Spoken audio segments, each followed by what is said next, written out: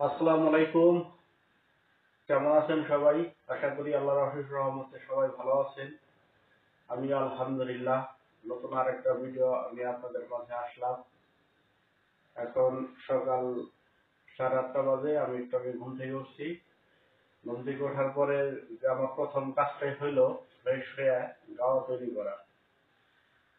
গাওয়া হয়তো বা যারা সৌদি আরবে আছেন, আরব কান্ট্রিতে তারাই ভালো জানেন।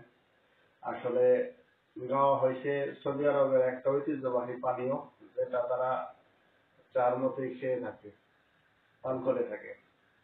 সেটা একটা তৈরি করব, আমার সাথেই থাকেন সবাই। দেখেন কিভাবে তৈরি করি গাওয়া। এটা এলাম গরম পানি। আমি গরম পানি দিয়ে দিচ্ছি, হয়ে গেছে, গরম হয়ে গেছে। গরম পানিতেই যেটা হচ্ছে গাওয়া। এই যে গাওয়া,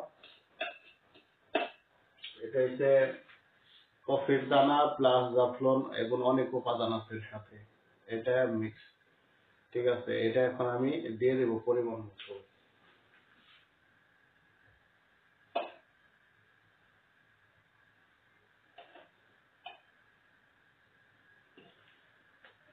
ব্যাস, দিয়ে দিচ্ছি। এটা 20 মিনিট ভালো করে করতে হইব। 20 মিনিট আগুনে রাখে ভালো করে বয়ল করতে হইব, তারপরে প্রস্তুত করা হবে। সে পর্যন্ত সাথেই থাকে। আমার গাওয়া প্রস্তুত হয়ে গেছে। এখন এটার ভিতরে, এটা হলো ডালনা, এটার ভিতরে সেগুলো নিয়ে ভালো করে বয়ল করে দেব আরেকবার। এটার ভিতরে দেব হইছে, এটা হইছে এলাচ, লবঙ্গ প্লাস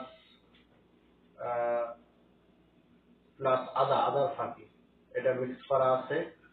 ঠিক আছে, এটা পরিমাণ মতো নিয়ে এই গাল্লার ভিতরে দেখেন।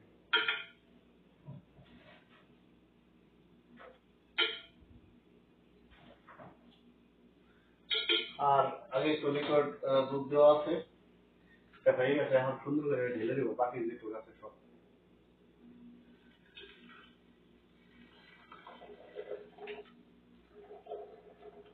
চমৎকার, অনেক সুন্দর একটা স্মেল আসতেছে। ভালোই।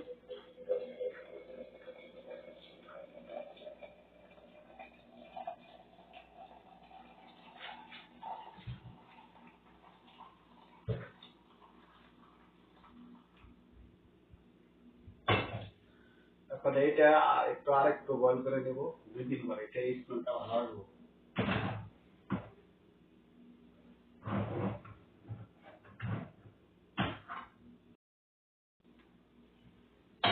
আমার বয়ল করা শেষ। এখন কি রেডি হয়ে গেছে সৌদি আরবের সেই ঐতিহ্যবাহী পানীয় গাওয়াই। দেখেন এটা এই ছোট ছোট কাপে করে নিয়ে অল্প অল্প চুমুকে খেতে হয়। এটার টেস্ট কিন্তু অসাধারণ।